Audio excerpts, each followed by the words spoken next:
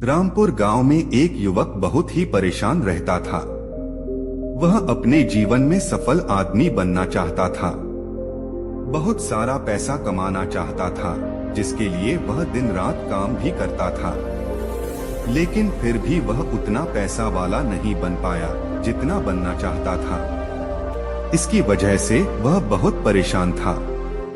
फिर एक दिन पता चला कि उनके गांव में गौतम बुद्ध आए हैं। युवक ने सोचा, क्यों न बुद्ध से ही पूछा जाए कि मैं अमीर और पैसे वाला कैसे बन सकता हूँ, क्योंकि मैंने किसी से सुना था कि गौतम बुद्ध के पास जीवन की हर एक समस्या का समाधान है। इसीलिए वह बुद्ध के पास जा पहुँचा और उनके पैरों में गिरकर उन्हें अपनी बातें बताने लगा। दोस्तों, यदि हमारी कहानियाँ आपको पसंद आती है तो वीडियो को लाइक करके चैनल को सब्सक्राइब जरूर करें। वह युवक गौतम बुद्ध से कहने लगा है, हे महात्मा, कृपया मुझे बताएं कि मैं अमीर आदमी कैसे बन सकता हूँ। मुझे जल्दी से जल्दी अमीर बनकर आराम की जिंदगी जीनी है। गौतम बुद्ध युवक की सारी बातें सुनकर मुस्कुराकर बोले, बेटा, अगर तुम सच में अमीर बनना चाहते हो तो मैं तुम्हें एक कहानी सुनाता हूँ। उसमें तुम 4 ऐसी बातों को पता लगा सकोगे जिन्हें जानकर तुम आसानी से अमीर बन जाओगे।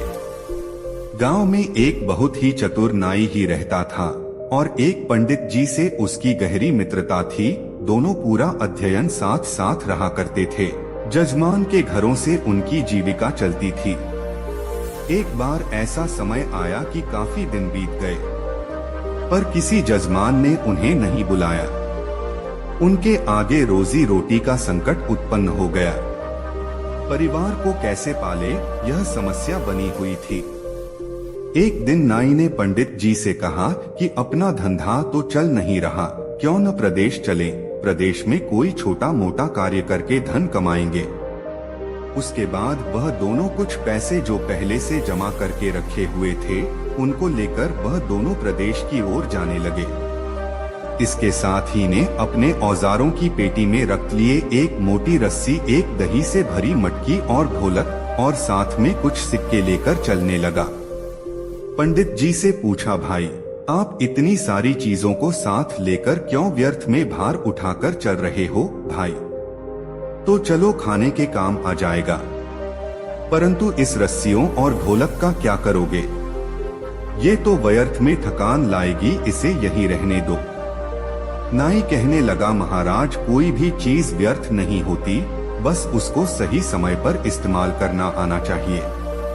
कई बार हम लोग कुछ चीजों को व्यर्थ समझकर फेंक देते हैं या उनका सही समय पर इस्तेमाल नहीं कर पाते, इसलिए हमें व्यर्थ लगती है। पंडित जी ने सोचा, चलो ठीक ही है, जब भी मनोरंजन करने की इच्छा होगी, ढोलक बजाकर मनोरंजन कर लिया करेंगे। इस प्रकार ही नाई और पंडित शहर जाने लगे। चलते चलते रास्ते में उन्हें एक सुअर का बच्चा दिखाई दिया। नाई ने उस सुअर के बच्चे को भी अपने थैले में रख लिया।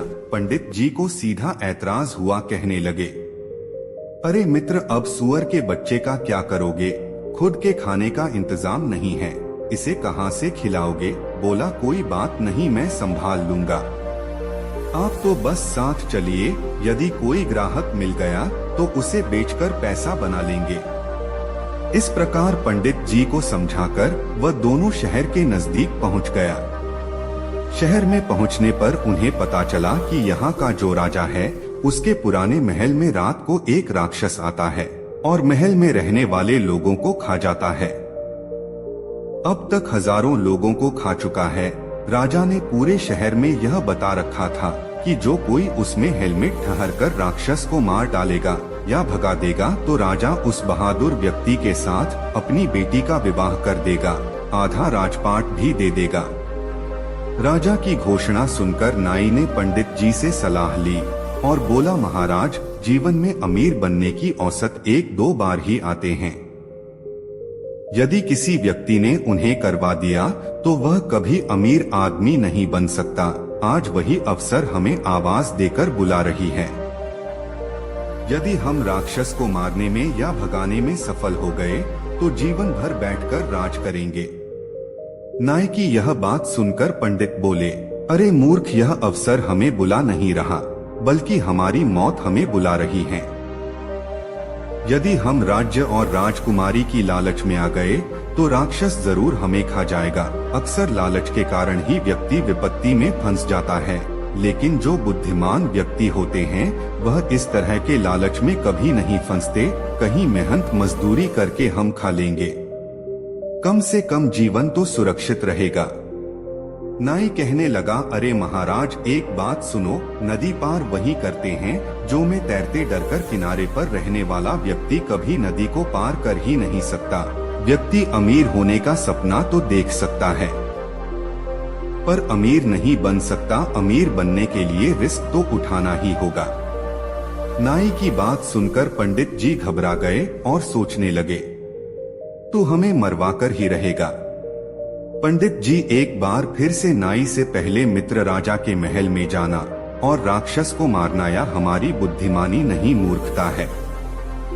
क्यों व्यर्थ मुसीबत मोल लेना चाहते हो?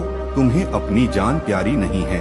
यदि जान प्यारी नहीं है तो कोई बात नहीं, कम से कम मेरे प्राणों की तो चिंता करो। महल में जाना सरासर आत्महत्या करने के समान है। नाई बोला, मित्र परेशान मत हो, हम जरूर जीतेंगे। जीतने वाले कोई अलग काम नहीं करते, बस वह हर काम को गलत तरीके से करते हैं। गरीबी और लाचारी का जीवन जीने से अच्छा है कि मौत से भी टकराकर हमें उन्नति करनी चाहिए। दरिद्रता का जीवन तो वैसे भी मृत्यु के समान ही है। हम पूरा जीवन मेहनत करें तो भी इतना धन नहीं कमा सकते कि राजा बनकर तनिक सी हिम्मत करके किस्मत आजमाने में क्या जाता है। मरना तो एक न एक दिन सभी को है। हिम्मत और बुद्धिबल से काम लेने पर कठिन से कठिन सफलता भी पाई जा सकती है।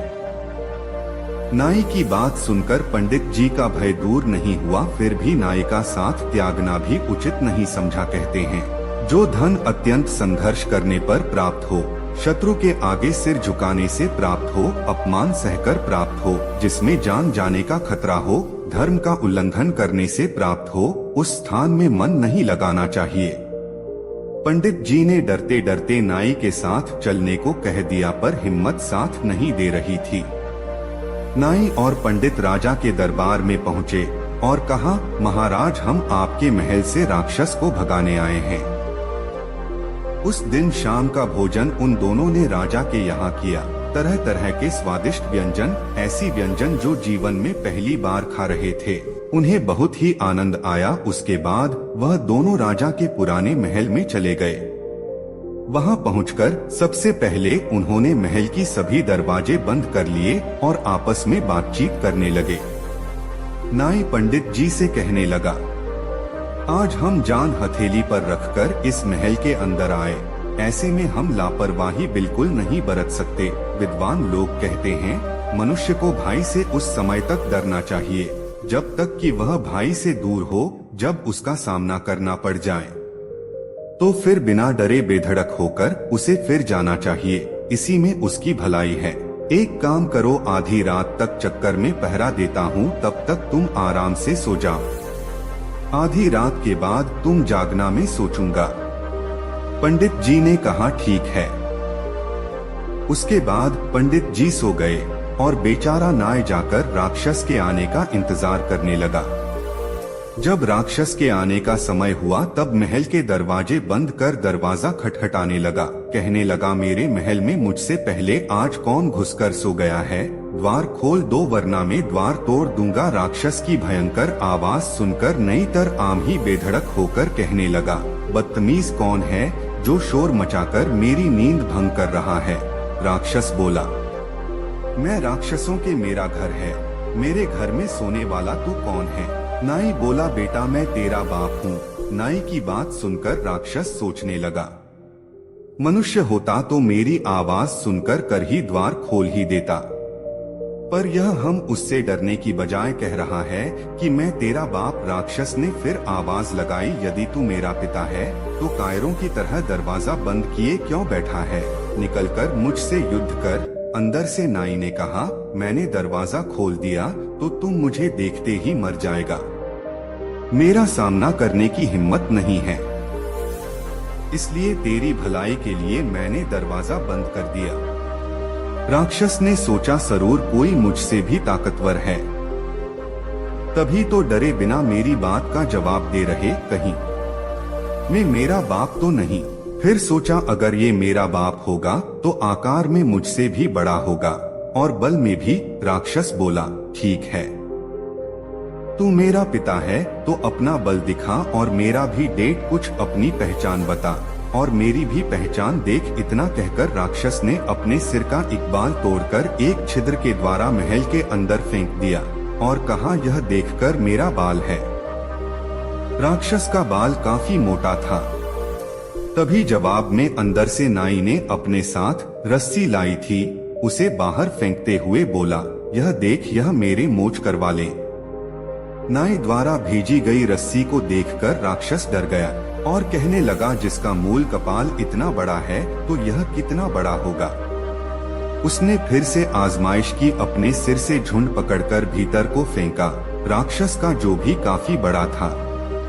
नाई ने सुअर का बच्चा बाहर फेंकते हुए कहा कि देख, मेरे सिर का झूठ इतना बड़ा है। देखकर राक्षस डर गया। राक्षस ने अपना थूक अंदर फेंकते हुए कहा कि मेरा थोक जमा। में नाई ने अंदर से मटकी से दही उठा लिया और कहा, थोक है। यह देखकर राक्षस के पैर उखड़ गए और सोचने लगा, जरूर ही मेरा बात है। फिर भी उसने पर और परीक्षा करने की सूझी। उसने जोर से गर्जना की। उधर जवाब में नाई ने अपने ढोलक पीटना शुरू कर दिया की आवाज को गर्जना समझकर राक्षस का मल मूत्र छूट गया। वह समझ चुका था कोई मुझसे भी बड़ा राक्षस है। मैंने कहा, पागल, पूरी रात परीक्षा ही करता रहेगा या आमना सामना करेगा। मैं दरवाजा खोलता हूँ, तू मेरा दर्शन भी कर ले।